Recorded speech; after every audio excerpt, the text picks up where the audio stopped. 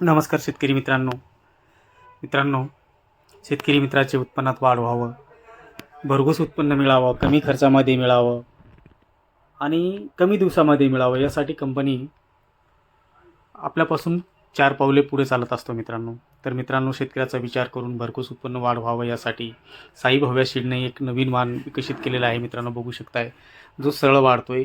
खूप जवळजवळ फांदे आहेत आणि एका फांदीवर जसे तीळ असते आपली तिळाप्रमाणे जवळ बोंड आहेत मित्रांनो आणि साईज पण मोठी आहे आणि 5 पाकळीचे 90% तुम्हाला त्यामध्ये बोंड मिळतील मित्रांनो.